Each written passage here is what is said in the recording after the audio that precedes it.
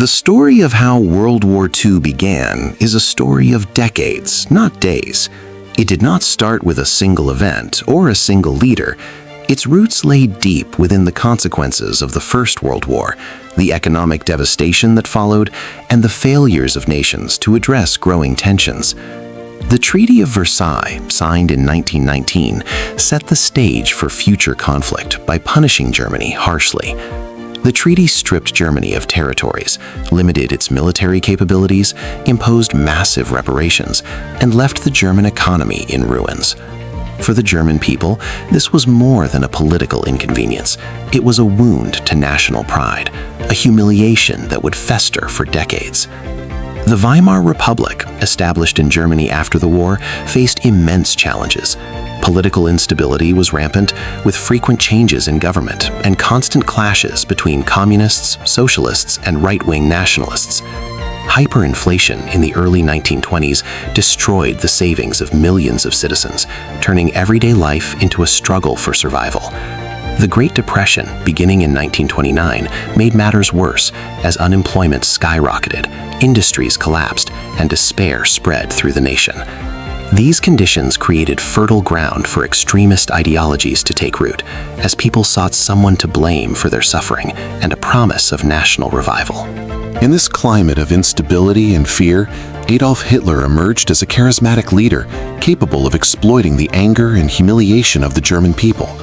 Through his speeches, rallies, and propaganda, he promised to restore Germany's honor, rebuild its military, and reclaim lost territories.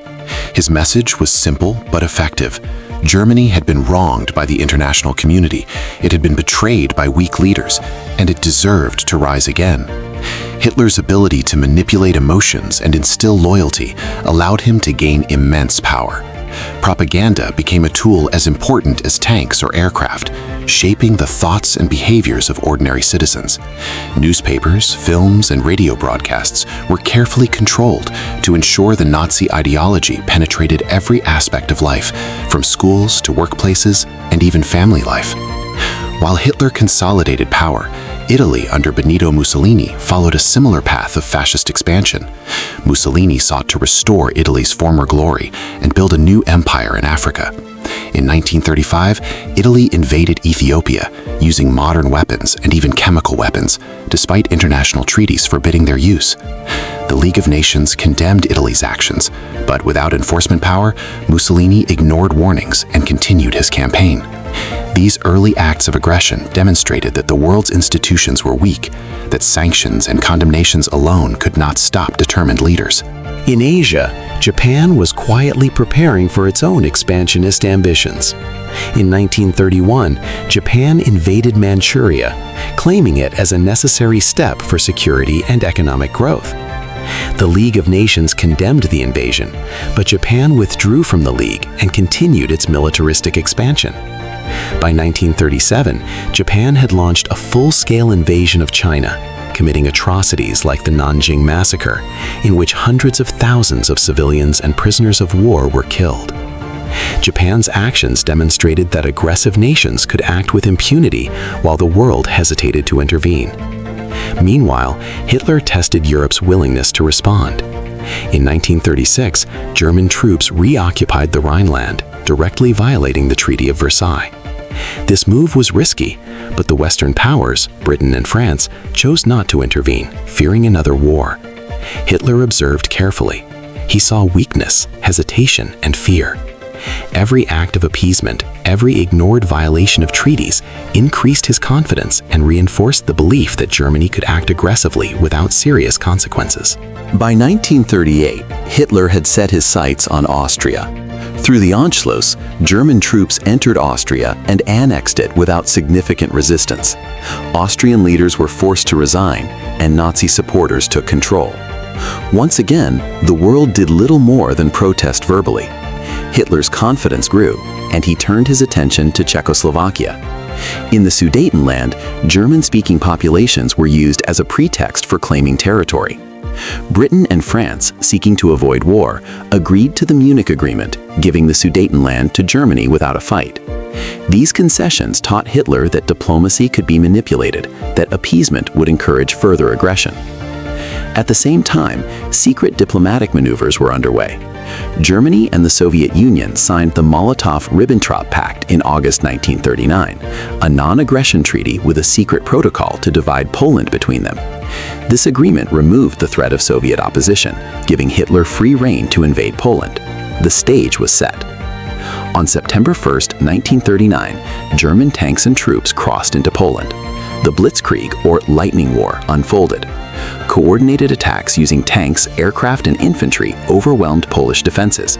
Cities were bombed, communication lines destroyed, and civilians fled in terror. Within days, Poland's resistance was broken. Britain and France, finally responding, declared war on Germany on September 3, 1939. Europe was engulfed in conflict, and the world realized that peace was gone forever. World War II did not begin suddenly.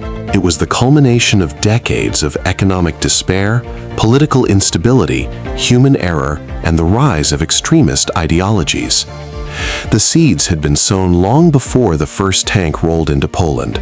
The war would become global, involving continents and oceans, civilians and soldiers, economies and governments. The psychological and social impact was immediate, and it would shape generations to come. The story of the war's beginning teaches a vital lesson. Silence, hesitation, and the failure to act when warning signs appear can empower aggressors and lead to devastation.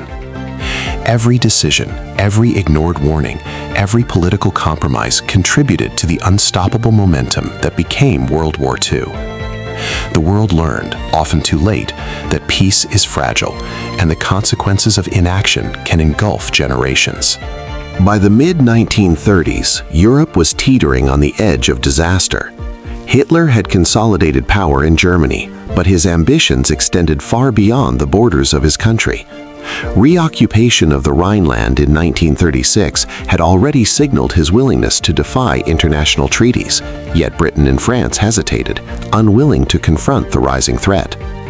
Hitler observed carefully, analyzing the responses of neighboring nations.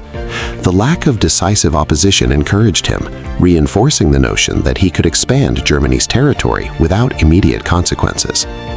Meanwhile, Italy, under Mussolini, was pursuing its imperial ambitions with determination. The conquest of Ethiopia had demonstrated that the League of Nations lacked the power to enforce its resolutions. Italy's alignment with Germany began to form the Axis powers, and their joint ideology of fascism and militarism set the tone for a coordinated challenge to the established European order. In Asia, Japan had long pursued expansion.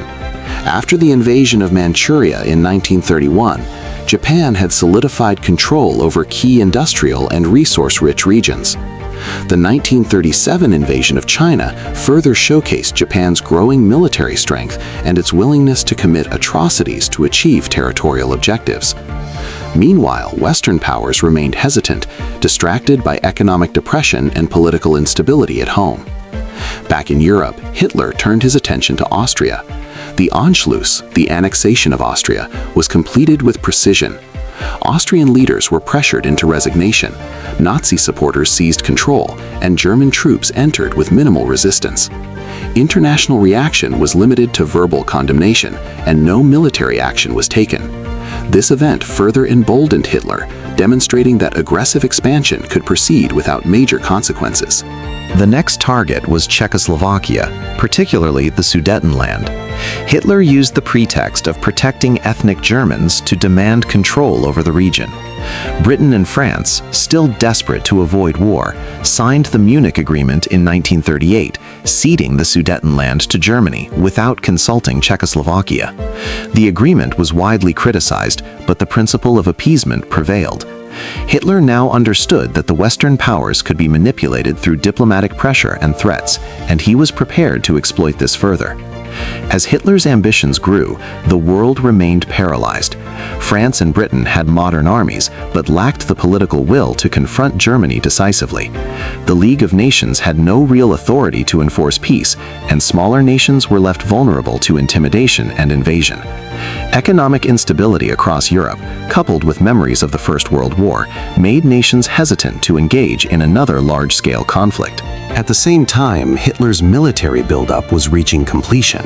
Factories were producing tanks, aircraft, artillery, and other advanced weaponry at unprecedented levels. Troops were trained in blitzkrieg tactics, designed to combine speed, surprise, and overwhelming force to quickly crush any opponent. Germany's military strategy, combined with the growing weakness of its neighbors, created a dangerous imbalance of power. In Asia, Japan's expansion continued unabated. The Second Sino-Japanese War brought entire regions of China under Japanese control.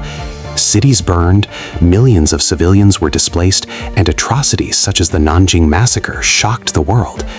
Japan's aggressive expansion served as a warning to the Western powers, yet their response remained muted, revealing that economic weakness and political hesitation left them unprepared to confront rising threats on multiple fronts. By 1939, secret diplomatic maneuvers set the stage for a global catastrophe. Germany and the Soviet Union signed the Molotov-Ribbentrop Pact, a non-aggression treaty with a hidden agreement to divide Poland. This pact ensured that Hitler could attack Poland without fearing Soviet intervention. It also signaled the failure of European diplomacy, as traditional alliances were bypassed and secret deals dictated the fate of nations. The culmination of these events created a precarious global situation. Germany was emboldened, Italy was aggressive, Japan was expanding in Asia, and Britain and France were hesitant to act. Smaller nations like Czechoslovakia and Poland faced existential threats, while global powers struggled to respond effectively. The world was preparing, unknowingly, for the largest conflict in human history. The combination of political miscalculation, economic weakness, appeasement, secret treaties, and aggressive military expansion created a perfect storm. Hitler had the confidence, the resources, and the opportunity to strike. The stage was set for the invasion of Poland, the event that would finally ignite World War II and draw the entire globe into conflict. By the summer of 1939, Europe was a powder keg, tense and ready to explode. Hitler had tested the boundaries of diplomacy and weakness for years, and now he had calculated the perfect moment to strike. The reoccupation of the Rhineland, the Anschluss with Austria, and the annexation of the Sudetenland had already shown the world that Germany could act with near impunity. Each concession, each hesitation from Britain and France reinforced Hitler's belief that he could achieve his ambitions without facing immediate opposition. Meanwhile, secret negotiations were underway that would dramatically reshape the map of Europe. In August 1939, Germany and the Soviet Union signed the Molotov-Ribbentrop Pact, a non-aggression treaty with a secret clause. Poland would be divided between the two powers. Publicly, the pact guaranteed that the two nations would not attack each other. Privately, it ensured that Germany could invade Poland without fearing a Soviet counterattack. For Hitler, this was the final piece of the puzzle, a green light to launch his plan for conquest. As the world remained largely unaware of the secret protocol, Germany mobilized. Troops were stationed along the Polish border, tanks were deployed to strategic positions, and aircraft were prepared for coordinated bombing campaigns. The Blitzkrieg strategy, or lightning war, was ready to be unleashed, a method designed to strike with overwhelming speed, surprise, and coordination, leaving defenders unable to respond effectively. Poland, meanwhile, tried to prepare. Though the Polish army was brave and determined, it was outnumbered, under-equipped, and poorly coordinated compared to the German war machine. France and Britain issued ultimatums, warning Germany against aggression, but the European powers were hesitant to act decisively. Hitler observed these diplomatic moves carefully, confident that his invasion would provoke little immediate resistance. On September 1, 1939, German forces crossed into Poland. Tanks rolled along highways, infantry advanced through towns and forests, and Luftwaffe planes bombed cities, bridges, and communication lines. Polish soldiers fought fiercely, but the speed and coordination of the Blitzkrieg overwhelmed them. Civilians fled in terror, roads clogged with refugees as cities burned and chaos spread across the country.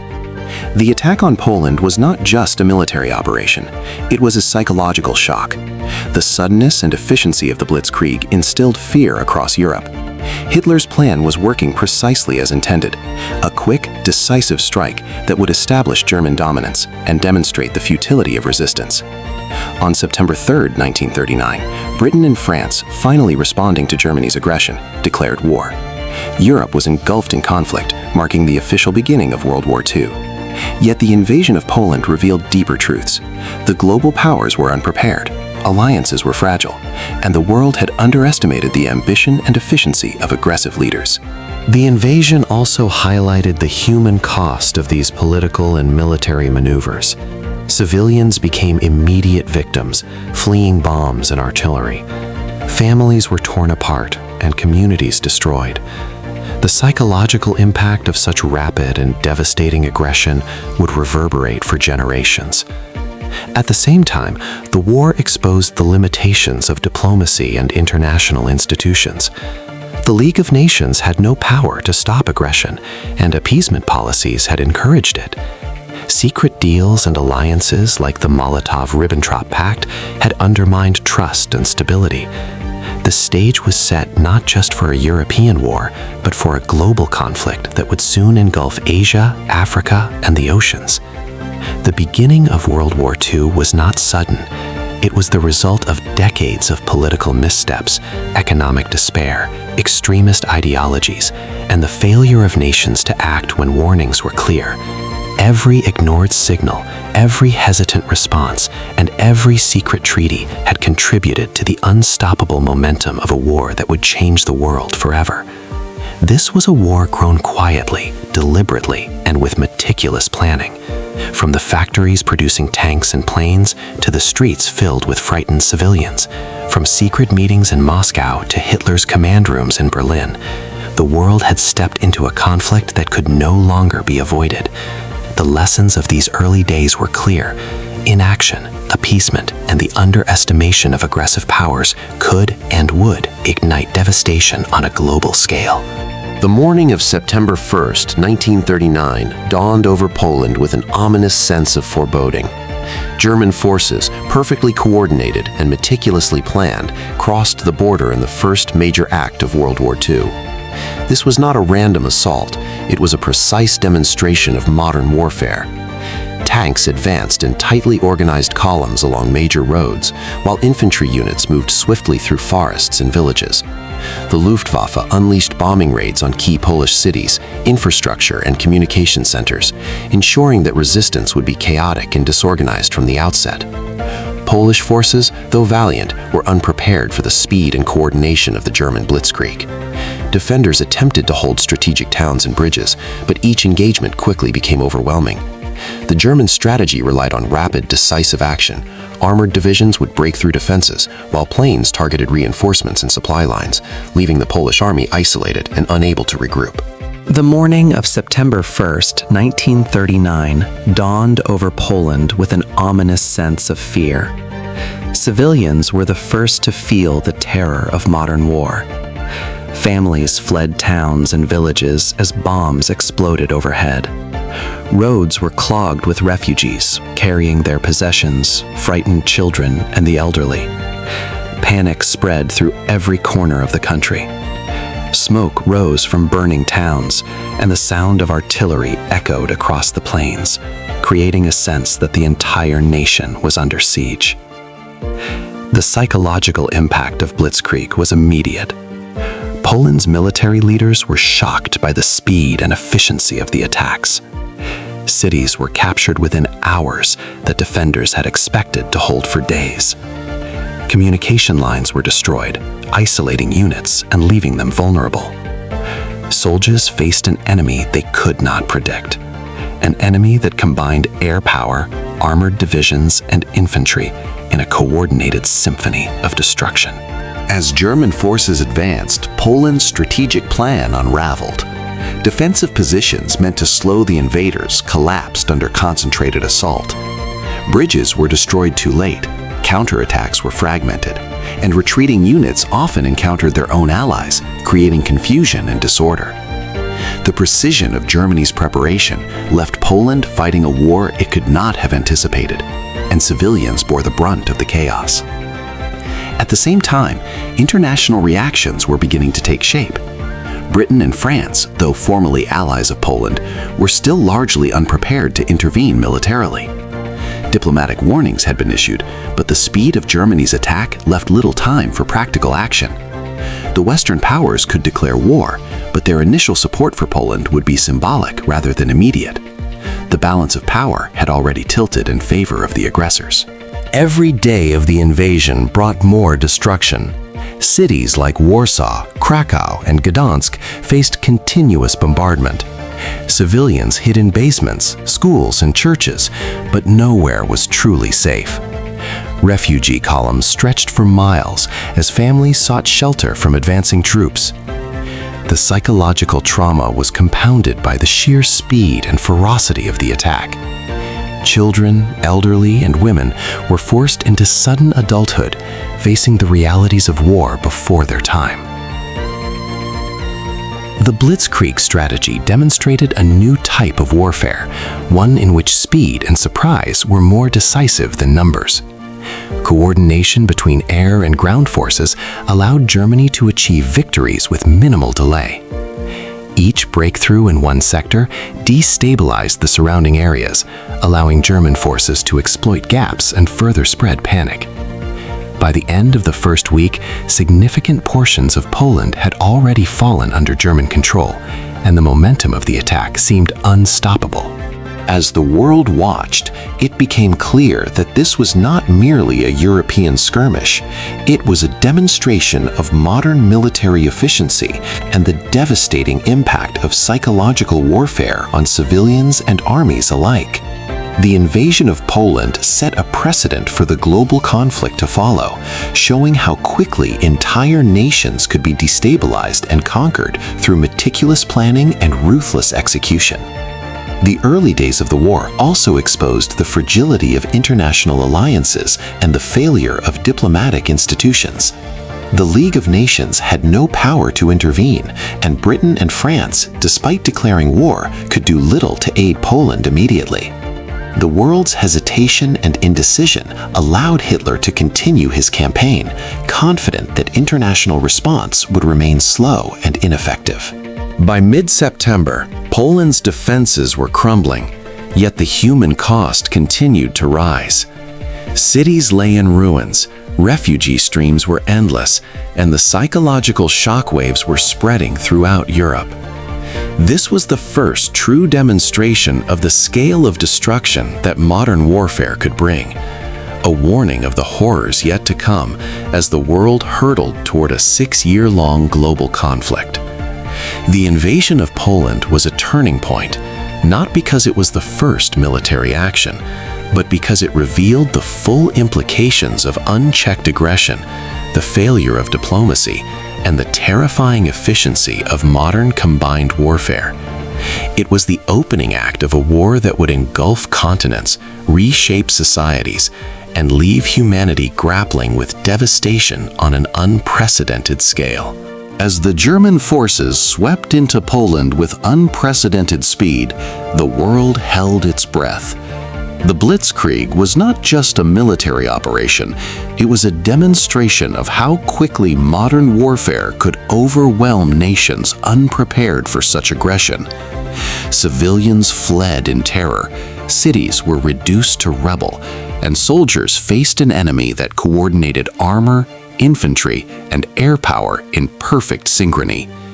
The invasion was swift, ruthless, and psychologically devastating, setting a precedent for the scale of destruction that would define World War II. Britain and France, long hoping to contain Hitler through diplomacy and appeasement, were now forced to confront the reality of war. Both nations had formally guaranteed Poland's sovereignty, but the speed of Germany's attack left little room for immediate military support. Mobilization took time, coordination was difficult, and resources were stretched thin. The declaration of war on September 3, 1939, while symbolically significant, did little to halt the German advance. Poland, facing overwhelming force, was left to resist largely on its own, a situation that highlighted the limitations of international alliances in the face of determined aggression. Meanwhile, Hitler and his military planners were already thinking beyond Poland. The invasion was only the first step in a grand strategy to dominate Europe. Logistics, intelligence, and precise timing were crucial. Supply lines were meticulously planned, reinforcements positioned, and secondary objectives identified. Germany's goal was not merely to defeat Poland, but to demonstrate the power and efficiency of its military, sending a clear warning to the rest of the world. Italy, observing Germany's actions, began preparing for its own expansionist ambitions. Mussolini saw an opportunity to align with Hitler and secure influence across Europe and North Africa. Italy's military was mobilized, ships positioned, and plans drafted for possible campaigns. The alliance between Germany and Italy, the Axis powers, was becoming more than a political arrangement. It was a coordinated effort to challenge the existing European order. In Asia, Japan watched closely. The Second Sino-Japanese War had already destabilized China, and Japan's leaders were calculating how the European conflict might affect their ambitions. With Western powers distracted by events in Europe, Japan saw an opportunity to expand further in the Pacific and Southeast Asia. Plans were drawn to secure resources, occupy territories, and strengthen military control. Japan's strategy was influenced by the European theater, demonstrating how the conflicts in different regions were beginning to intersect and create a truly global war. Diplomacy continued behind the scenes, but it was largely ineffective. Britain and France attempted to coordinate with smaller nations, but communication delays and conflicting priorities slowed action. Neutral countries watched with growing apprehension as Poland struggled, understanding that any misstep could bring the war to their own borders. The global balance of power was fragile, and every diplomatic failure further emboldened the aggressors. Within Germany, the propaganda machine worked tirelessly to maintain public support. Newspapers, radio broadcasts, and posters portrayed the invasion of Poland as a righteous campaign, a reclamation of territories unjustly taken from Germany in the aftermath of World War I. Citizens were taught that Germany was acting defensively, even as the reality of invasion and occupation revealed the aggressive nature of the operation. This careful manipulation of perception ensured that the population remained loyal and unified behind Hitler's objectives. The early days of the war also revealed the limitations of the League of Nations and international law. Despite clear violations of treaties and repeated acts of aggression, the world's institutions were powerless to respond effectively. Economic sanctions and verbal condemnations proved ineffective, and the aggressors recognized that force, when applied swiftly and decisively, was more influential than diplomacy or legal restraint. As the German army continued its advance, Poland's defense became increasingly desperate. Cities fell one after another, roads were choked with fleeing civilians, and communication between military units broke down. The combination of overwhelming firepower, strategic planning, and psychological terror made resistance nearly impossible. Poland's plight illustrated not only the efficiency of Germany's military, but also the human cost of modern war. Millions of civilians caught in the chaos, families destroyed, and communities shattered. The events of these early weeks demonstrated a new reality for Europe and the world. Aggressive powers, united by ideology and ambition, could strike with devastating speed. Allied nations, constrained by hesitation, indecision, and the lingering trauma of the First World War, struggled to respond. Diplomacy had failed, and the mechanisms meant to maintain peace were exposed as weak and ineffective. The stage was now set for a global conflict that would engulf continents. Europe had been shaken to its core, and the human and psychological toll of the invasion of Poland provided a stark preview of the horrors to come. This period marked the moment when the war ceased to be theoretical or political and became immediate, tangible, and devastating for millions of people across the globe. World War II had truly begun. The speed of the German advance, the effectiveness of the Blitzkrieg, and the hesitance of the international community revealed the fragility of peace. Every misstep, every failure of diplomacy, and every delayed response had contributed to the unstoppable momentum of a war that would last for 6 years, reshape the world, and leave a legacy of destruction and human suffering that would endure for generations. As September progressed, the situation in Poland became increasingly desperate. German forces, executing their blitzkrieg tactics with precision, had already captured large swaths of territory. Armored divisions cut through the countryside, bypassing strongpoints and encircling Polish units, while Luftwaffe bombers devastated cities, railways, and communication lines.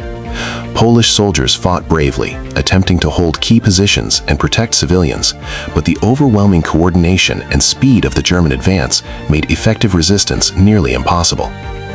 Civilians experienced the war in its most terrifying form. Families fled their homes, carrying what few possessions they could manage. Roads were clogged with refugees, towns were reduced to rubble, and the constant threat of air raids created an atmosphere of pervasive fear. Schools, churches, and hospitals became makeshift shelters, though safety was never guaranteed. The psychological impact was immense. Children, women, and the elderly faced the horrors of war before they could understand them, and entire communities were torn apart. Meanwhile, Britain and France scrambled to coordinate a response. Both nations had declared war on Germany, but their military forces were not yet ready to launch immediate operations. Troop mobilization was underway, strategic plans were being drawn, and air and naval forces were repositioned. Yet logistical delays, internal political debates, and the shock of Germany's rapid success in Poland slowed action. The Allies were determined to honor their commitments, but reality revealed that pledges alone could not halt the advance of a well-prepared aggressor. Within Germany, Hitler and his generals monitored the unfolding situation with meticulous attention.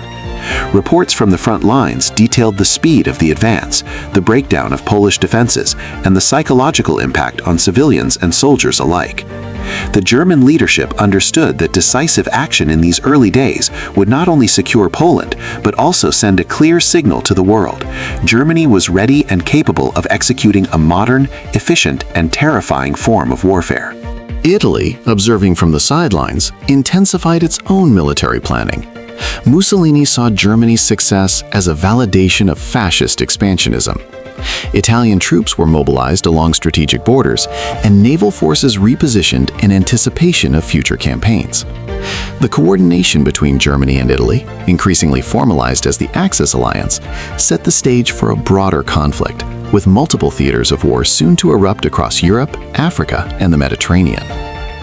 In Asia, Japan continued its aggressive campaigns in China, taking advantage of the distraction caused by Europe's conflict.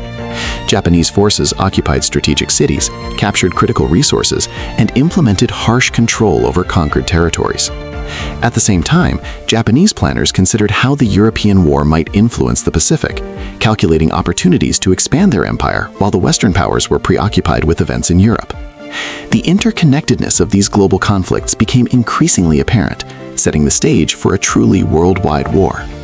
Despite the growing destruction in Poland, diplomacy and communication continued, though with limited effect. Britain and France attempted to coordinate with smaller European nations, offering assurances and support, yet the rapid pace of the German advance limited the practical impact of these measures. Neutral countries watched anxiously, recognizing that the fall of Poland could have profound implications for their own security and sovereignty. Within Poland, cities fell one by one. Warsaw, the capital, became a focal point of resistance and destruction. Civilians endured bombardments and artillery fire, while soldiers fought street by street, house by house. Communications broke down, reinforcements were delayed, and defensive positions were quickly overrun. The resilience of the Polish military and civilians was extraordinary, yet even extraordinary courage could not overcome the overwhelming force, coordination, and strategic planning of the German war machine. As the final weeks of September unfolded, it became clear that Poland would not withstand the invasion. German forces had achieved near total control of major regions, and the remaining pockets of resistance were isolated and vulnerable. The consequences of Germany's rapid conquest were evident: millions of civilians displaced, cities destroyed, and a clear demonstration that modern war could bring total devastation to an entire nation in a matter of days. The fall of Poland also illuminated critical lessons for the Allies. Military preparation, rapid response, and coordination would be essential in facing Germany's continued aggression. Britain and France recognized that they could no longer rely solely on diplomacy or delayed mobilization. Planning, strategy, and the ability to project force quickly would become central to the coming years of conflict. The stakes had shifted. World War II was no longer a distant possibility. It was an immediate reality, with consequences that would affect the entire globe. The early weeks of the war were a vivid demonstration of the power of modern warfare, the fragility of international diplomacy, and the human cost of aggressive ambition. Civilians, soldiers, and nations all experienced the consequences of decisions made years before, treaties ignored, warnings dismissed, and failures of foresight compounded. The events in Poland would echo through history as a stark reminder that preparedness, vigilance, and timely action are critical in preventing the escalation of global conflict. By early October 1939, it had become painfully clear that Poland could not withstand the relentless German assault. German forces had penetrated deep into Polish territory, capturing cities, towns, and strategic points with alarming speed. Armies that had once been prepared to resist found themselves surrounded, cut off from reinforcements, and facing supplies running dangerously low. The Blitzkrieg, combining rapid armored advances, air superiority, and coordinated infantry assaults, proved devastatingly effective against the Polish defenses. Civilians continued to endure unimaginable hardships. Refugee columns stretched for miles, with families carrying what little they could salvage. Cities that had once been vibrant centers of culture and commerce lay in ruins, reduced by artillery, bombs, and the chaos of battle. Panic was pervasive, and the psychological toll immense. Children were forced to navigate streets filled with destruction. Women tried to protect families amidst the carnage, and elderly citizens struggled to escape the advancing forces. Every day brought new waves of fear, displacement, and loss. The Polish government and military command made desperate attempts to coordinate resistance. Strategic withdrawals and counterattacks were attempted, but the speed and coordination of the German military made these efforts largely ineffective. Communication lines were disrupted, command centers destroyed, and units isolated. Each German advance not only captured territory, but also dismantled the ability of Poland to mount a cohesive defense. Meanwhile, Britain and France were rapidly mobilizing their forces, recognizing that the conflict would not remain contained to Poland. Troops were deployed to strategic locations, air and naval units were repositioned, and supply lines were reinforced. Planning for coordinated offensives began, though the speed of the German advance in Poland made it clear that immediate intervention was limited in effect. Diplomacy continued, with both nations issuing statements of condemnation, yet they were acutely aware that words alone could not halt the momentum of Hitler's military machine. Within Germany, Hitler observed the collapse of Poland with a sense of precision and purpose. The invasion had been executed according to plan, demonstrating the effectiveness of Blitzkrieg and the readiness of the German army for large-scale operations. Reports from the field highlighted not only the rapid capture of territory, but also the psychological impact on both the Polish military and civilians. This success reinforced Hitler's belief in aggressive expansion as the primary means to achieve national objectives. Italy, aligned with Germany, continued to prepare for future campaigns. Mussolini studied the unfolding conflict, evaluating opportunities for strategic expansion in Europe and North Africa. Coordination between Germany and Italy intensified, and military forces were placed on alert for potential operations that could capitalize on Germany's momentum. The Axis powers were consolidating not only politically, but also militarily, creating a unified front that posed a significant threat to the established European order. In Asia, Japan was similarly advancing its imperial ambitions. The distraction of the Western powers in Europe provided an opportunity to solidify control over occupied territories in China and beyond. Japanese military planners carefully analyzed the European situation, calculating how the emerging global conflict might allow for further expansion in the Pacific region. This interconnectedness of theaters foreshadowed the truly global nature of World War II, demonstrating that aggression in one region could influence strategies and outcomes thousands of miles away.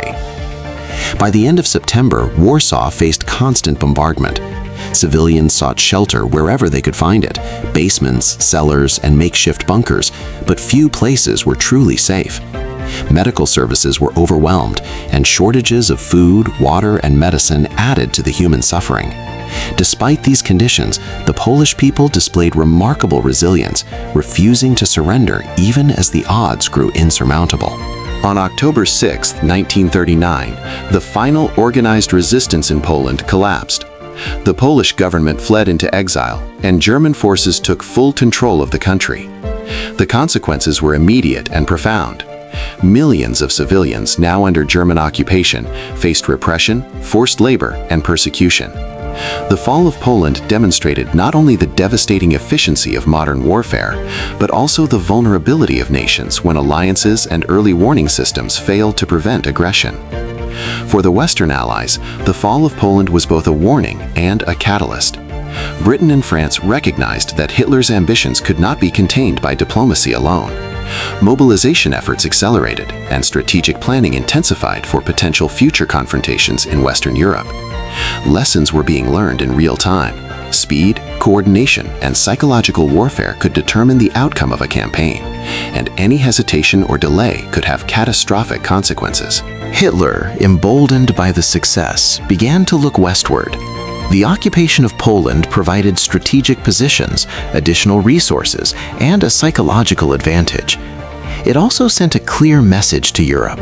Germany was willing to act decisively, efficiently, and ruthlessly to achieve its objectives.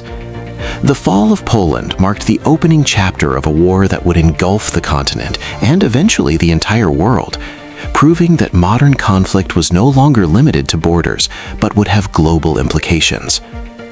The events of Part 7 underline a critical lesson. War is rarely accidental. It grows from political missteps, economic instability, ideological ambition, and the failure of nations to act decisively. The fall of Poland showcased the deadly consequences of underestimating an aggressive power, the importance of preparation and coordination, and the human cost of unchecked military ambition. With Poland's fall complete, Hitler turned his attention to Western Europe. The rapid conquest of Poland had given Germany a significant strategic advantage. Not only had the Eastern Front been secured, but German forces now controlled vast amounts of territory, infrastructure, and resources. The psychological impact on the rest of Europe was profound. Nations were realizing the efficiency, ruthlessness, and coordination of Hitler's military. What had once been considered impossible was now a stark reality. Germany had demonstrated its capacity to wage modern, large-scale war and achieve swift victories. Britain and France, still reeling from the speed of Poland's defeat, began intensive military planning. The early weeks of October were consumed with mobilization. Troops were deployed along borders, air forces repositioned, and naval assets reinforced. Commanders studied the German blitzkrieg, analyzing how tanks, infantry, and air support could be combined with precision to dominate opponents. Military exercises and war games attempted to anticipate Germany's next moves, though intelligence was limited and much remained uncertain. The political atmosphere across Western Europe was tense. Governments debated strategies, alliances were tested, and populations grew increasingly anxious. Memories of the First World War, massive casualties, prolonged stalemates, and economic devastation made leaders wary of committing to aggressive military actions. Yet the urgency of the situation was undeniable. Hitler's ambitions could no longer be contained, and delay would only strengthen Germany's position. Germany, meanwhile, meticulously prepared for the next stage of expansion. Western Europe was now the target, and Hitler's generals refined operational plans for invasions of Belgium, the Netherlands, and France. Troops were trained to execute complex maneuvers, armored divisions were positioned for rapid advances, and the Luftwaffe was tasked with securing air superiority. Logistics were coordinated to ensure that supply lines would remain intact during swift campaigns. Every detail was scrutinized, from troop movement timing to communication protocols, to maximize efficiency and minimize risk. Italy, aligned with Germany, observed these developments closely. Mussolini, inspired by Germany's success in Poland, sought opportunities to expand influence across the Mediterranean and North Africa. Italian troops were positioned in strategic locations, and naval operations planned to support potential campaigns. Coordination with Germany ensured that the Axis powers could operate in concert, combining political pressure with military strength to challenge the Allied nations on multiple fronts. In parallel, diplomatic maneuvers continued. Hitler exploited divisions and hesitations among the Allied powers, applying pressure through threats, propaganda, and deception. Germany's foreign ministry engaged in calculated negotiations to keep potential adversaries uncertain, while Hitler's speeches reinforced domestic support and portrayed Germany's actions as necessary for national survival. This combination of military preparedness and psychological manipulation created a powerful tool of influence that extended far beyond the battlefield. The human cost of these strategic maneuvers was already apparent. Even as Germany prepared for the next invasions, civilians in occupied Poland were subjected to repression, forced labor, and displacement. Entire communities were uprooted, cultural institutions destroyed, and lives irrevocably altered. The lessons were clear. Modern war would not be confined to soldiers or battlefields. It would engulf entire societies, leaving deep psychological scars on civilians as well as combatants. Across Europe, smaller nations watched with mounting apprehension. Countries like Belgium, the Netherlands, and Denmark recognized that they were now in the path of a militarily advanced, highly organized aggressor. Governments scrambled to reinforce defenses, prepare civilians, and negotiate with larger powers, but the shadow of Germany's recent victories loomed large. Fear of rapid, overwhelming attacks shaped political and military decision-making, often forcing nations to make concessions before conflict even reached their borders. By late 1939, the stage was set for the next phase of Hitler's plan.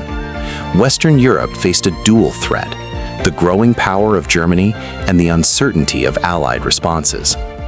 The meticulous planning, coordinated execution, and psychological tactics displayed in Poland were now poised to be applied across a much broader theater. Hitler's confidence was growing, while Britain and France grappled with the challenges of preparing for a war that would demand unprecedented levels of coordination, strategy, and resource management. The lessons from this period were profound. The fall of Poland and the preparations for Western campaigns demonstrated that speed, planning, and psychological manipulation could determine the outcome of conflict before the first shots were even fired. Modern warfare was not simply about armies or battles.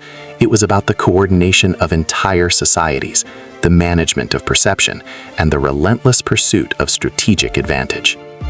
As Europe braced for the storm, Hitler's next moves would soon plunge the continent into chaos, revealing the terrifying efficiency of the Axis powers and the vulnerabilities of those who hesitated in the face of aggression.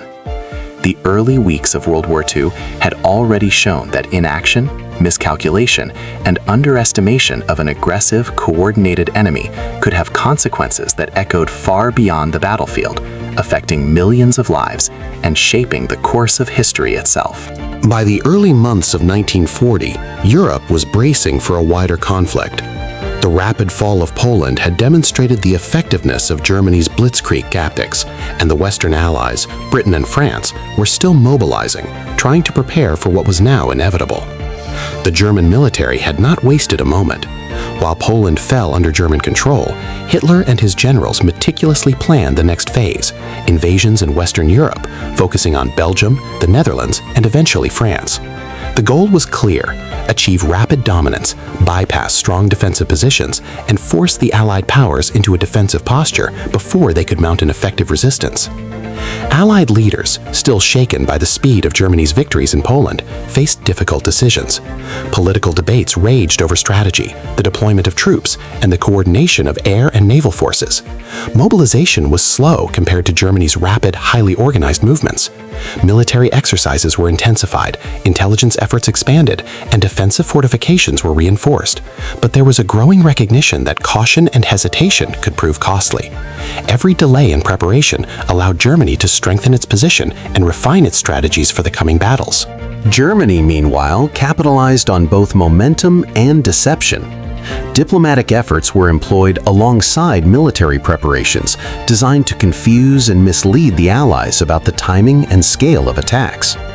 Hitler's propaganda emphasized Germany's defensive posture, while his generals quietly moved troops, tanks, and aircraft into strategic positions across the western frontiers. Coordination between the Luftwaffe, Wehrmacht, and Kriegsmarine ensured that Germany could strike quickly and decisively, targeting weaknesses in the defenses of Belgium, the Netherlands, and France. Italy, observing Germany's preparations, aligned its own plans with the Axis strategy. Mussolini was determined to expand influence in South Europe and North Africa, ensuring that the Axis powers could operate on multiple fronts simultaneously. Naval movements, troop mobilizations, and strategic positioning in the Mediterranean reflected Italy's growing commitment to coordinated action with Germany. The Axis powers were no longer isolated national ambitions. They were a synchronized alliance capable of striking with combined political, economic, and military force. In Belgium and the Netherlands, leaders faced the daunting task of preparing for an invasion they hoped to avoid. Defensive fortifications were strengthened and troops deployed along key border areas, but intelligence reports indicated that Germany would likely bypass heavily fortified positions in favor of rapid maneuvers designed to encircle and overwhelm. Civilians braced for the worst, stockpiling essentials, seeking shelters, and watching as armies massed nearby.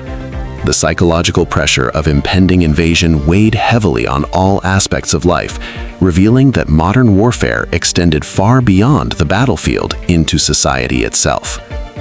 Germany's operational plans were a culmination of years of military innovation and strategic foresight. Armored divisions were trained to move in perfect coordination with air support, while infantry provided reinforcement and secured captured areas. Communications were streamlined to allow rapid decision-making on the front lines. Supply lines were meticulously organized to sustain rapid advances, and contingency plans accounted for potential Allied counterattacks. The German military approach demonstrated not only technical proficiency, but also a deep understanding of psychological warfare, exploiting both fear and surprise to maximum effect. Meanwhile, Britain and France faced internal challenges in coordinating their response. Political disagreements, logistical hurdles, and the lingering fear of another drawn-out conflict slowed decision-making. Strategic debates considered whether to focus on defensive measures along the Maginot Line, deploy troops to Belgium and the Netherlands, or attempt preemptive strikes against German positions. Every choice carried risk, and the Allies struggled to balance caution with the urgent need to act before Germany gained further advantage. The human cost of these preparations was already evident. Populations in Belgium, the Netherlands, and northern France were acutely aware of the approaching threat. Refugees from Poland, reports of bombed cities, and news of German efficiency created widespread anxiety. Civilians began organizing shelters, stockpiling supplies, and preparing for evacuation. The psychological impact of a war fought with unprecedented speed and coordination revealed that fear, uncertainty, and displacement were now central elements of modern conflict. By the spring of 1940, Germany's preparations were complete. Troops were in position, tanks and artillery ready, and the Luftwaffe primed for air superiority. Hitler's attention turned to the final details of operational execution, ensuring that every division knew its objectives and the timing of attacks. The Western Front was ready for the shock that would soon come. Rapid invasions designed to bypass traditional defenses, overwhelm armies before they could organize, and force the Allies into a defensive spiral. The early months of 1940 showcased the deadly efficiency of German strategy and planning. The combination of meticulous preparation, deception, and psychological manipulation meant that when the first shots were fired in Western Europe, the results would be both immediate and devastating. Allied hesitation, despite mobilization and planning, highlighted the difficulties of responding to an enemy that combined speed, coordination, and relentless aggression. The lessons were clear.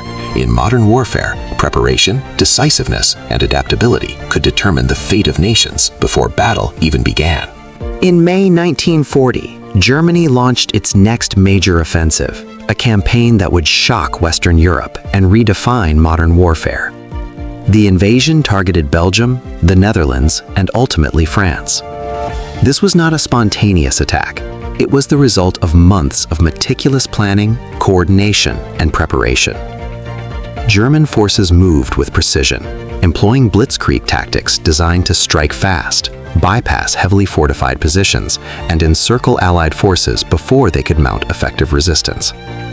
The Netherlands faced the initial assault. German paratroopers landed in key cities, targeting bridges, airfields, and communication hubs. Simultaneously, armored divisions advanced along the main highways, cutting through defensive lines and overwhelming Dutch troops. Civilians experienced terror unlike anything seen before. Bombs fell on Rotterdam and other cities, fires erupted across urban centers, and thousands were displaced in a matter of hours. The Dutch military, despite bravery and determination, was unable to withstand the speed, coordination, and intensity of the German assault. Within days, the Netherlands capitulated, illustrating the devastating effectiveness of combined air and ground operations. Belgium was the next target. German forces bypassed strong points along the heavily fortified borders, moving through the lightly defended Ardennes forest, a route the Allies had considered impassable for tanks. This maneuver caught Belgian and French forces off guard, allowing Germany to penetrate deep into the country with minimal resistance. Cities and towns fell rapidly, roads were clogged with fleeing civilians, and the psychological shock of rapid German advancement created widespread panic. The blitzkrieg strategy once again demonstrated that speed, surprise, and coordination could overwhelm even prepared opponents. In France, the initial response was hampered by both strategy and surprise. The French military had relied heavily on the Maginot Line, a series of fortifications along the eastern border. However, Germany's decision to bypass these defenses through the Ardennes exposed vulnerabilities. French units were forced into hasty repositioning, often without clear communication or adequate reinforcements. Civilians in northern France, aware of the advancing German forces, began evacuating cities, creating chaos on roads and railways. The combination of military pressure and civilian panic added to the overall sense of disorder. The German Luftwaffe played a pivotal role in these invasions.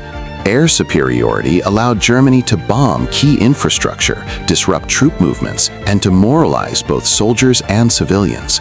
Paratroopers and glider units captured bridges and airfields, securing positions essential for the rapid advance of armored divisions. Communication lines were destroyed, supply routes severed, and counterattacks rendered ineffective. This integration of air power with ground defensives was a hallmark of blitzkrieg and highlighted the transformative nature of modern warfare. As German forces advanced, Allied coordination faced severe challenges. Britain and France had mobilized troops and deployed units to Belgium and northern France, but the speed of the German offensive left them struggling to respond.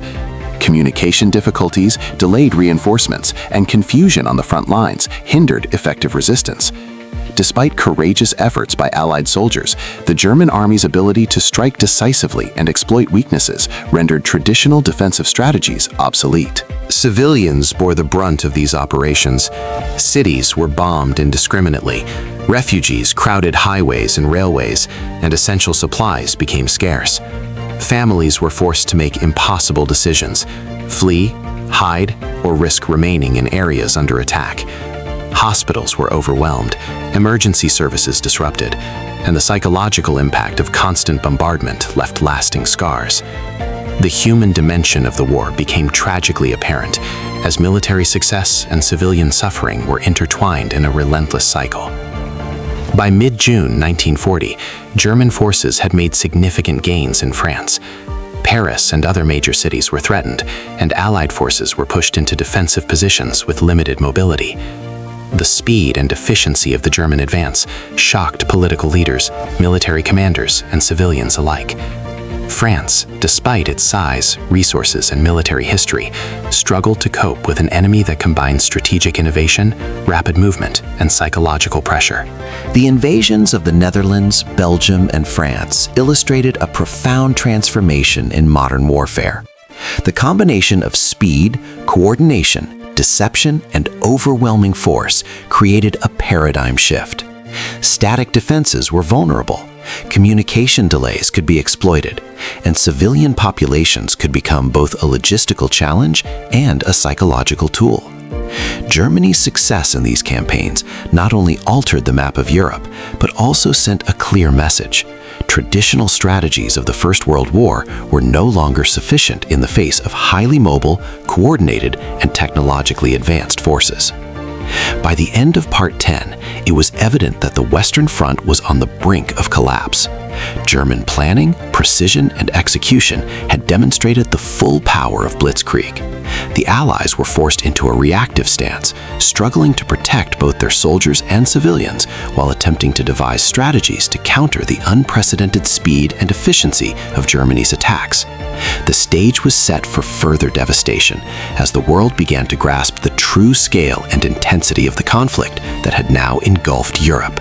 By late May 1940, German forces had advanced deep into France, rapidly bypassing the Maginot Line and outmaneuvering Allied defenses. The speed and precision of the Blitzkrieg campaign left French and British forces struggling to regroup. German armored divisions moved through northern France, cutting off retreating units and isolating pockets of resistance. Cities and towns fell one after another, and civilian populations faced chaos as they tried to flee advancing troops. The situation at Dunkirk became a focal point of the crisis. Hundreds of thousands of British and French soldiers were trapped between the sea and German forces. The port of Dunkirk, though small, became the site of one of the most dramatic evacuations in military history. Under constant bombardment from Luftwaffe planes and artillery, soldiers waited on beaches for rescue. The civilians, fishing boats, and naval vessels that participated in the evacuation worked tirelessly to save as many men as possible. Over the course of several days, more than 338,000 troops were evacuated to Britain, a remarkable feat under extreme conditions. Yet the evacuation was also a stark reminder of the vulnerability of Europe to Germany's rapid military advances. France, meanwhile, faced political collapse. The French government, unable to coordinate effectively in the face of German speed and precision, was paralyzed. Leaders debated whether to continue resistance or seek an armistice. The German strategy of encirclement and rapid assault had rendered traditional defensive tactics ineffective. By June 1940, German forces entered Paris virtually unopposed, forcing the French government to seek terms. The armistice signed at Compiègne on June 22nd divided France, leaving the northern and western regions under German occupation, while the Vichy regime governed the south under German influence. The fall of France had profound consequences for Europe. Germany now controlled vast territory, resources, and industrial capacity. The occupation created new strategic opportunities for the Axis powers, allowing them to threaten Britain directly across the English Channel and consolidate control over Western Europe. Politically, the collapse of France shocked the world, demonstrating that even large established nations could be rapidly overcome by a combination of speed, coordination, and psychological pressure. Britain, isolated yet defiant, faced a new reality. With France out of the war and the Axis powers dominant on the continent, Britain became the primary opposition to Germany in Western Europe. Strategic planning intensified. The Royal Air Force prepared to defend against expected German attacks, the Navy worked to secure supply routes, and the government rallied civilians for what would become the Battle of Britain. The early lessons of France's fall emphasized the importance of air superiority, coastal defenses, and rapid mobilization in the defense of a nation. Germany's triumph also emboldened Hitler and the Axis powers. The occupation of France and the success in Western Europe confirmed the effectiveness of blitzkrieg and reinforced the belief that aggressive expansion, combined with careful planning and coordination, could achieve strategic objectives with minimal prolonged conflict. Axis leaders began considering the broader implications, potential invasions of Scandinavia, the Balkans, and even the Soviet Union, recognizing that momentum and psychological dominance were as powerful as raw military strength. The human cost of these campaigns was enormous. Civilians in occupied regions faced repression, forced labor, and the constant threat of violence. Families were displaced, cultural institutions destroyed, and entire communities forced to navigate life under occupation. Refugees flooded Britain, Sweden, and neutral countries, creating logistical challenges and humanitarian crises. The psychological trauma of sudden occupation, aerial bombardment, and rapid military defeat would leave lasting scars across Europe. The events surrounding Dunkirk in the fall of France also reshaped military thinking. Leaders and strategists realized that mobility, air power, and coordination could determine outcomes far faster than sheer numbers or static defenses. The lessons learned here would influence Allied strategies for the remainder of the war, emphasizing the need for flexibility, rapid communication, and preparedness for highly mobile enemy forces. By mid-1940, Europe had entered a new phase of the conflict. Germany controlled most of the continent, Britain remained defiant yet isolated, and the Axis powers were emboldened by the speed and effectiveness of their campaigns. The early victories had set a precedent. Rapid, coordinated, and psychologically calculated warfare could decisively alter the balance of power. The fall of France and the evacuation at Dunkirk were not only military events, they were a stark demonstration of how quickly the world could be plunged into chaos, with consequences that would reverberate across the globe for years to come. After the fall of France in June 1940, Britain stood alone against the Axis powers in Western Europe. Hitler, confident from his swift victories in Poland, the Low Countries, and France, turned his attention to the island nation across the English Channel. The plan was clear: achieve air superiority over Britain, destroy its defenses, and prepare the ground for a potential invasion, known as Operation Sea Lion. The stage was set for one of the most critical battles of World War II, the Battle of Britain. The Luftwaffe, Germany's air force, became the spearhead of this campaign. Their strategy focused on crippling the Royal Air Force, RAF, targeting airfields, radar stations, and aircraft factories. Precision, timing, and overwhelming force were central to Germany's approach. Day after day, waves of bombers and fighters swept across southern England, dropping bombs on military targets and cities alike. The intention was twofold: weaken Britain's defensive capacity and demoralize its civilian population. Britain, however, had prepared extensively for such an assault. The RAF, though smaller in number, utilized innovative strategies to counter the Luftwaffe. Radar stations along the coast detected incoming raids, allowing fighter squadrons to intercept German planes efficiently. Pilots flew multiple sorties daily, engaging in fierce dogfights with the enemy, often against overwhelming odds. Civilian populations contributed to the war effort by manning observation posts, volunteering for civil defense, and enduring air raid precautions that kept them safe amidst the bombings. The Blitz, the sustained bombing campaign against British cities, was both a military and psychological tactic. London, Coventry, and other major urban centers were repeatedly targeted.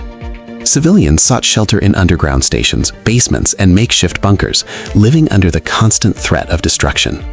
The bombings caused widespread devastation, fires, and casualties, yet the resilience of the British people became a defining factor in the nation's ability to withstand the assault. The Luftwaffe initially targeted RAF airfields and radar stations, seeking to weaken Britain's defensive capabilities. However, when strategic bombing failed to achieve the desired collapse of the RAF, Hitler shifted to bombing cities, hoping to break civilian morale. This change in strategy allowed Britain to regroup and recover, demonstrating the critical importance of leadership, coordination, and public resolve in wartime. British leadership, particularly Prime Minister Winston Churchill, played a crucial role in maintaining morale. Speeches, radio addresses, and public appearances reinforced the idea that Britain would never surrender, instilling determination in both soldiers and civilians. The combination of tactical innovation, technological advantage through radar, and unwavering leadership created a formidable defense against the German offensive. Throughout the Battle of Britain, German pilots faced fierce resistance. Fighter squadrons engaged in continuous air combat, often outnumbered but strategically coordinated. Losses were high on both sides, but Britain's ability to replace aircraft and pilots, combined with superior intelligence and coordination, gradually wore down the Luftwaffe.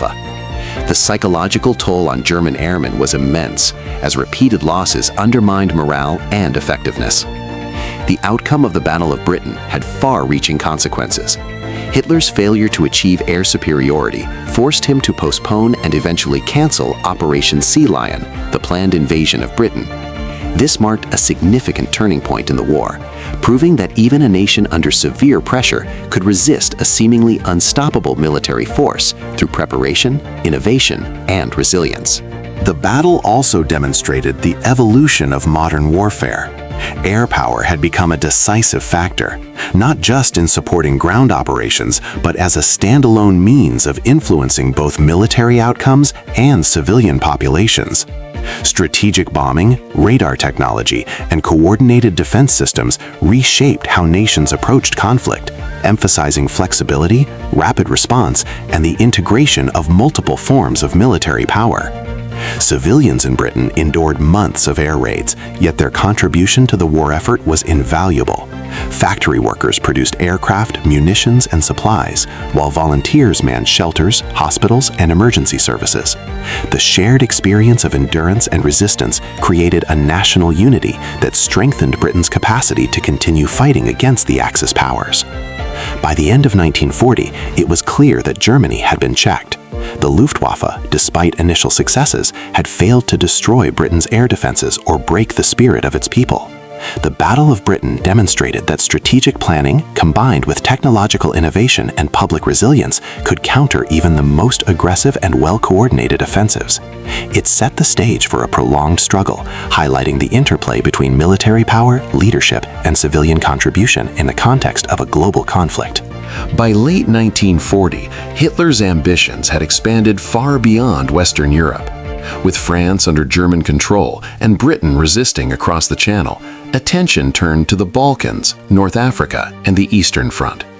Germany's success in Western Europe had provided strategic advantages: control of France's industrial capacity, access to ports along the Atlantic, and the ability to threaten Britain from multiple directions. Hitler and his generals now planned a series of campaigns that would extend German influence across Europe, Africa, and ultimately into the Soviet Union. The Balkans became a focal point for strategic expansion. Countries such as Yugoslavia, Greece, and Romania were pressured through political maneuvering, military threats, and propaganda. Germany sought to secure critical resources, strategic positions, and alliances that could be exploited in future campaigns. Italy, already active in North Africa and the Mediterranean, coordinated with Germany to ensure the Axis powers operated in concert, maximizing the effectiveness of combined political and military actions. In North Africa, Italian forces initially attempted campaigns against British-controlled territories but faced setbacks. Germany intervened to support its ally, sending experienced commanders and units, including the Afrika Corps under General Erwin Rommel. These deployments aimed to secure strategic points, control vital supply routes, and challenge British dominance in the region. North Africa became a critical theater where logistics, mobility, and desert warfare tactics would play a central role in the broader conflict. Meanwhile, Germany began planning for the largest and most ambitious military operation yet, Operation Barbarossa, the invasion of the Soviet Union. Detailed intelligence reports, reconnaissance, and logistical preparations were underway. Hitler and his generals viewed the Soviet Union as both a territorial prize and an ideological enemy. The plan involved a massive, multi-pronged assault across a broad front, utilizing millions of troops, thousands of tanks, and extensive air support to achieve rapid. The preparation for Operation Barbarossa also highlighted the role of coordination and deception. Germany engaged in diplomatic negotiations with the Soviet Union while simultaneously planning the invasion, aiming to prevent preemptive action and buy time to organize its forces. Supplies, rail networks, and fuel depots were positioned, while command structures were streamlined for rapid decision-making. This level of planning demonstrated the scale and ambition of Germany's military objectives and foreshadowed the catastrophic impact the invasion would have on the Eastern Front. Propaganda and psychological operations played a key role in these campaigns. Germany portrayed its actions in the Balkans and North Africa as defensive or protective measures, framing the Axis powers as enforcers of order and stability. Within occupied territories, propaganda aimed to pacify local populations, suppress resistance, and recruit collaborators, creating an environment conducive to Axis control. At the same time, these campaigns were designed to intimidate remaining neutral nations, demonstrating the reach and efficiency of German military power. Civilians in the Balkans and North Africa faced uncertainty and fear as military operations loomed. Occupation, displacement, and resource shortages became imminent threats. Families prepared to flee cities, and resistance movements began forming in anticipation of foreign control. The human dimension of these campaigns was already evident. While strategic objectives were planned meticulously, the social and psychological consequences of war would ripple through populations, creating challenges that extended beyond the battlefield. Italy's position in the Mediterranean added complexity to Germany's plans. Mussolini sought to secure influence over Greece, Libya, and the Mediterranean islands, relying on German support to overcome initial failures. Coordination between Italian and German forces was crucial, ensuring that the Axis powers could maintain momentum across multiple theaters and prevent the Allies from exploiting weaknesses in any single region. By the end of 1940, Europe, North Africa, and the Balkans were on the brink of further conflict. Hitler's expansionist ambitions, combined with meticulous planning, military innovation, and strategic deception, had positioned the Axis powers to dominate multiple theaters simultaneously. The groundwork for a truly global conflict was being laid, as Germany prepared to challenge the Soviet Union while consolidating control over Europe and supporting its Italian ally in Africa and the Mediterranean. The campaigns in these regions demonstrated the interplay of military planning, political maneuvering, and psychological strategy.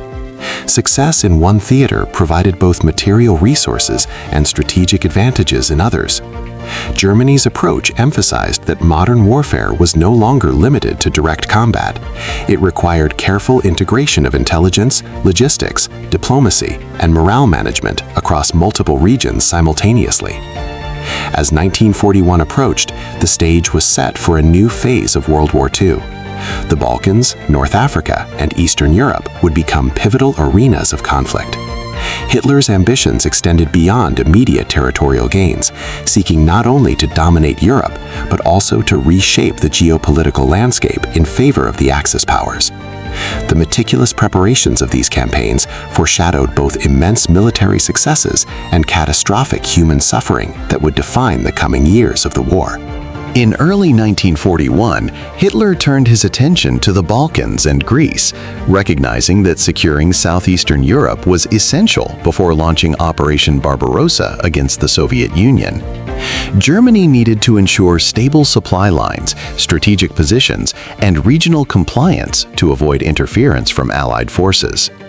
Meanwhile, Italy's prior attempts to conquer Greece and expand influence in the Balkans had ended in failure, revealing weaknesses in Mussolini's military planning and the limitations of Italian forces operating independently. German planners quickly assessed the situation. The Italian campaign in Greece had stalled, and resistance from Greek forces had proven far more effective than expected. German intervention became necessary to stabilize the region and secure the southern flank. Coordinated attacks were planned, utilizing both rapid armored divisions and airborne units to outmaneuver Greek defenses and bypass natural geographic obstacles such as mountains and narrow passes. Precision, speed, and coordination remained hallmarks of Germany's operational approach. On April 6, 1941, the invasion of Yugoslavia and Greece began.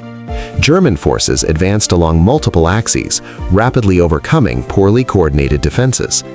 In Yugoslavia, political instability had already weakened resistance, and German troops moved swiftly to occupy key cities and infrastructure.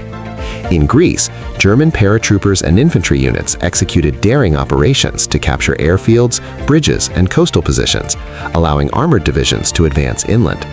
The combination of surprise, mobility, and overwhelming force proved decisive. Italian forces, though integrated into the Axis strategy, continued to struggle. Supply shortages, inadequate coordination, and limited training hindered their effectiveness in Greece. German intervention compensated for these weaknesses, demonstrating the importance of alliance coordination and the limits of relying on underprepared allies in complex campaigns. Italy's failures highlighted that even within a powerful alliance, disparities in military capability could require direct support from the dominant partner. Civilians in the Balkans and Greece faced immense hardship. Cities were bombed, infrastructure destroyed, and populations displaced. Refugees streamed from advancing fronts, seeking safety from both military operations and occupation forces. The psychological toll was severe as families witnessed the rapid collapse of national defenses and endured the uncertainty of life under Axis occupation. Resistance movements began forming in pockets across the region, preparing for guerrilla warfare, even as German forces consolidated control. The speed of the campaign shocked both allies and neutral observers. Within weeks, Yugoslavia had surrendered, and Greece was overwhelmed despite fierce resistance. German forces secured critical ports, airfields, and transportation routes, ensuring logistical efficiency for future operations. The Balkans were now under Axis control, providing strategic depth, resource access, and a buffer zone that would be crucial for the upcoming invasion of the Soviet Union. Axis consolidation extended beyond military occupation.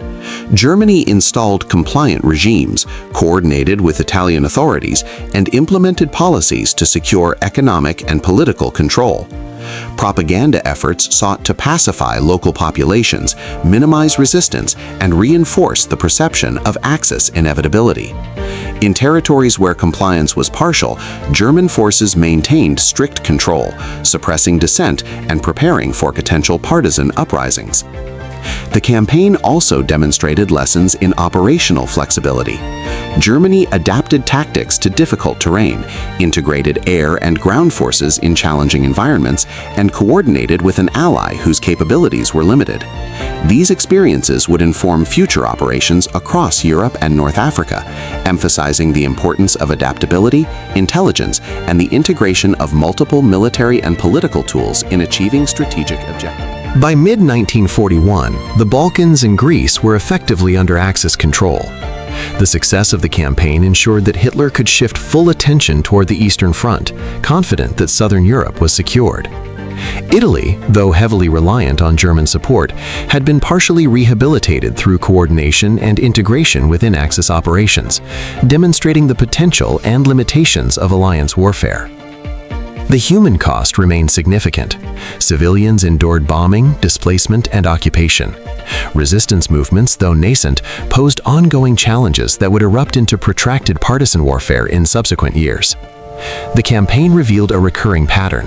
While German military planning and coordination enabled rapid victories, the social and humanitarian consequences of occupation were profound and enduring. The fall of the Balkans and Greece marked a strategic milestone in World War II.